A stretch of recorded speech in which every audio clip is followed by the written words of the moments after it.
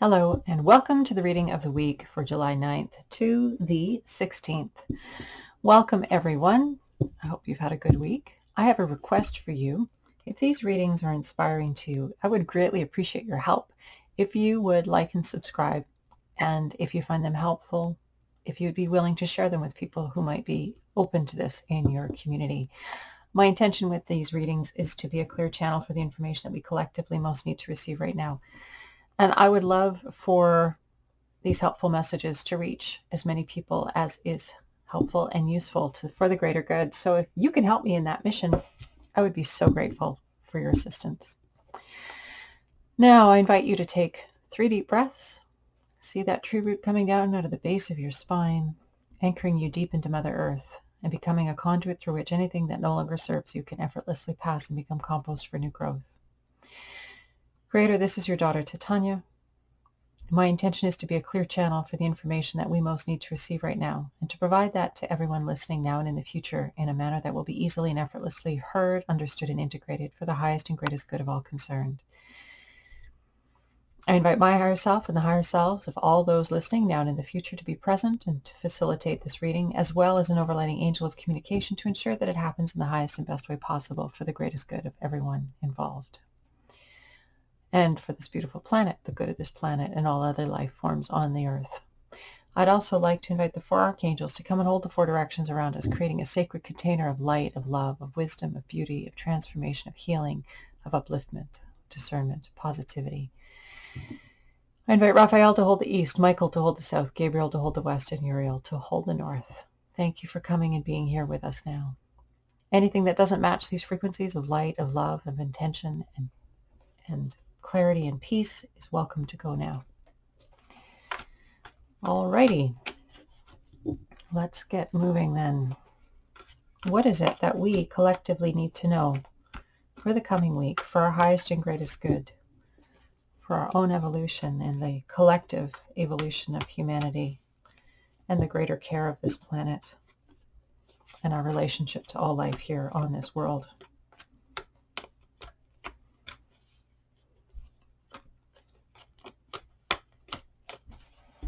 Okay.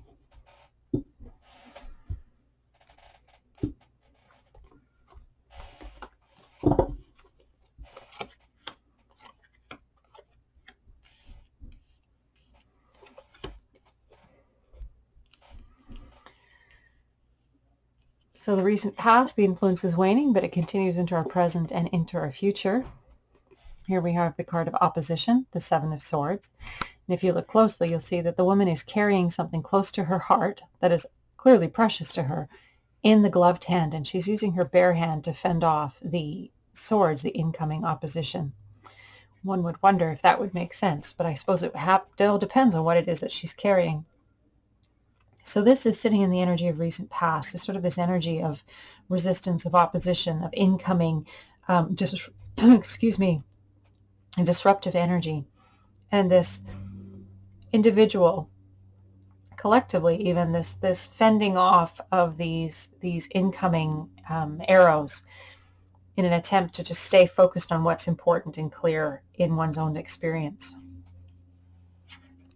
The present environment, we have the Lovers. And this is always a card of discernment, of greater discernment, of learning to see ourselves and how we operate in the world and where are we putting our life force and our energy.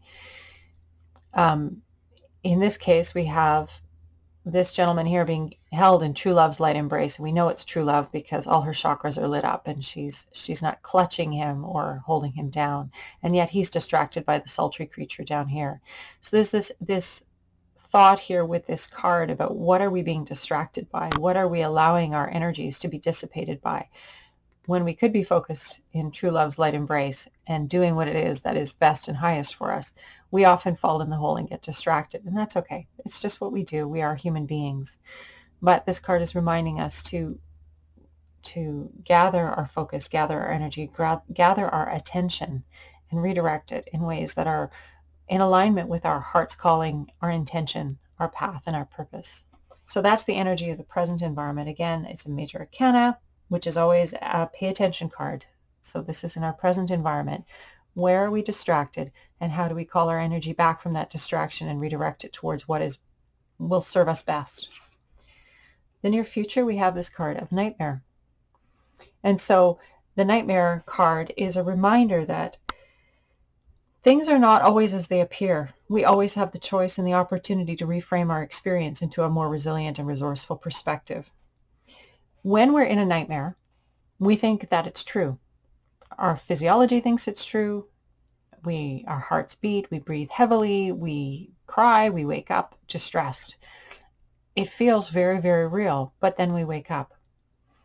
So the card of nightmare is this reminder that we need to wake up. We need to stay. It's interesting because I feel almost like I'm saying two different things here, but waking up from the collective dream and finding our own way forward is very, very important. So this individual is holding on to what's precious in light of opposition, what's distracting us, and waking up from the distraction or waking up from the dream so we can stay on purpose. It's very interesting. So spiky bothering some things, staying on focus, being mindful of distraction so that we can stay intentional, stay present, stay woken up, stay on target with our attention and our focus and our energy. The foundation card for this week, the reason why we're having the reading, is the Princess of Swords. And this is incoming messages, new beginnings on the level of the ideas in action, new starts on those levels. So we have a lot of swords here, swords in a major arcana. It's like this new beginning here there's new bubbles, new information. I look at these there's like little gold orbs. They're like bubbles of possibility, these bubbles of new ideas coming and forming themselves in our reality. And this new beginning, this new idea, it's like this calling back to what's important to us. We have to come back to who we are. What is it that we value, even in the face of the greatest opposition? What is it that's at our core, very, very important to us? And nurturing that and not allowing ourselves to become distracted from our path and our purpose. And here, staying focused on what it is that we want. Not getting caught up in a story about how things are, but staying clear and concise and focused on where we're going and what we're doing. Not getting caught up in other narratives, not getting caught up in other stories, but staying clean and clear. The near future is just, it's making us mindful of the fact that it's easy to get caught up in stories, which may or may not be true. But ultimately, your experience is the only reality that you know is true or not. You in your skin doing your thing. That's the only thing that you know truly to be what it is. So we don't know what goes on in another's experience. We can have compassion and empathy, certainly, yes, and it's important for us to do this. But it's important for us to understand that each of us is on our journey and we each have different perspectives about how things are going and what reality looks like. So we each have different motivations, we each have different gifts, we each have different abilities that we're bringing forward to the world. We each have different ways that we get distracted. How do we hold ourselves in true love's light embrace so that we can gather ourselves, collect ourselves, and redirect our focus and our energy in the direction that best serves us and our abilities? And then here, this near future idea, not getting caught up in the drama, not getting caught up in the dream, not getting caught up in the illusion, but staying present within ourselves as we look out at the world and what we see around us. Staying clear. There's so much that we can get pulled off course here with. But we know for ourselves who we are, what's important, and what excites us, what inspires us, and that needs to be our focus. That needs to be the majority of our attention, our energy stays in that place. And then here, this new beginnings. How will we respond to new beginnings? How will we respond to new information? I recommend, from the teachings and the information that's come through, is to take a deep breath, drop into your heart, and respond to the information rather than react. And come from the place of the heart rather than the mind. To the best of our abilities, bringing the broader, wiser perspective to to matters that need our attention, so that we're coming at life from the best and broadest place with that positive intention to be the clearest person that we can be for light on the planet, in our offering on the planet. So it's interesting. There's like a certain amount of sort of spiky energy, of unclear energy, of things feeling illusory, distracting. And I think it's really important this week to just, it's interesting, even as I'm doing the reading, I'm finding it kind of just the energy distracting. Come back to yourself, come back to your core, come back to what's important, that precious thing that she's holding close to her heart. Take a deep breath, drop into your heart, be in your body, be in your now. And then have another look at the information that's out there coming towards you. And intend to be clear and grounded. And you will be. So these are the cards for this week. Stay open to new information coming that will spark you, that will ignite conversations and discussions and awarenesses, potentially concerns. It's all good, but you have to stay in our heart. Okay, so that's the big reading for this week. Let's just pull the card to grow on so that we can stay as resilient and adaptable and responsive as possible.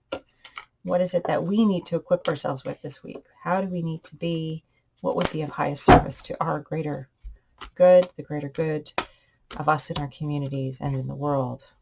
How can we be a clearing for the good, despite the spiky incomings?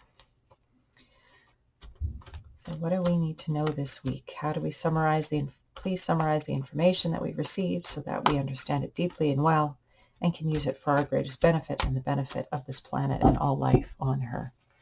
So our card to grow on this week is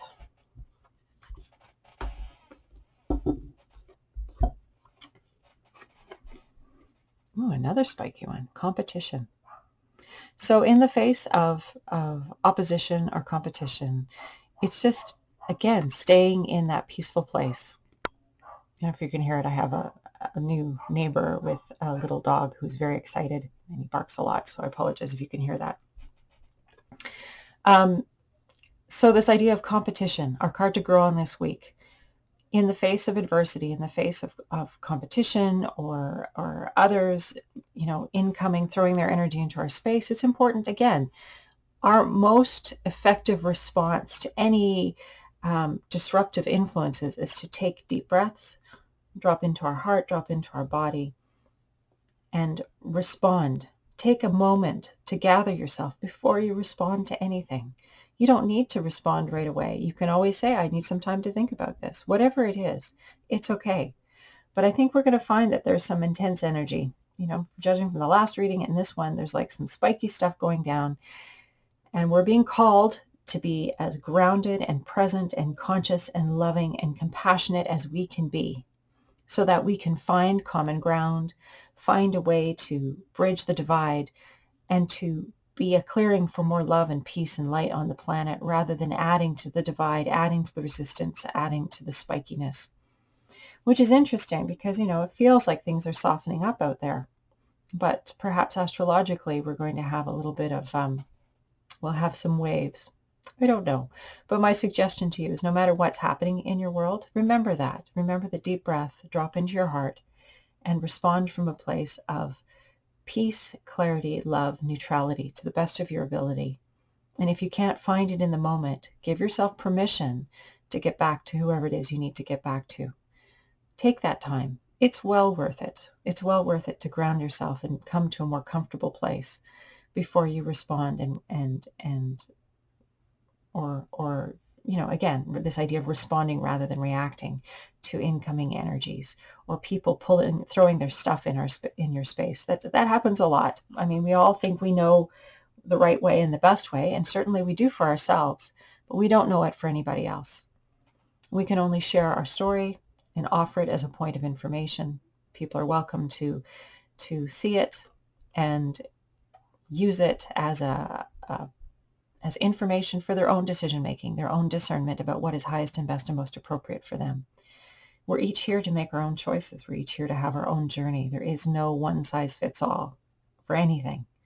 We're all different. And it's a blessing to be able to come here and be the unique expressed individual that we are, having our journey on this planet. So if you find yourself rattled by somebody else, see if you can just find a peaceful way of responding to diffuse the divide, because truly we're all here doing the same thing, and finding that loving way to re-engage and to bridge differences. That, my dears, is the reading for this week. I hope it is very helpful to you. I'm curious to see how our week unfolds. I would love to hear how you're doing, where you're at. And once again, thank you for being here. I'm just going to close with that prayer. Creator, thank you. This is your daughter, Titania. I want to thank you for the opportunity to be here now, doing this work in your name, supporting the highest and greatest good of all concerned. I'm so grateful to be able to do this information, and I ask that you to be able to do this information, to be able to be this channel for this information. And I ask that you help us all to stand in our clarity and our wisdom, to know what's true for us and to be clear about that and wise about that and expressed about that in a good way, not to inflame the divide, but rather to bridge it with love and compassion, neutrality, and kindness. Help us all to strive for this. As the world is shifting and changing and we find ourselves in increasingly unfamiliar territory, as things change, help us to always remember to be kind and loving. Thank you to all those who helped to hold the space this week. The reading is at an end, and so it is. Thank you, everybody, for being here this week. Much love and light. Once again, if you feel inclined, please like and subscribe. And if you feel that there is somebody in your world who might benefit from these readings, please do share. I would love for this reach to extend further out into the world for the highest and greatest good of all concerned. Have a great week, everybody. Lots of love. Bye for now.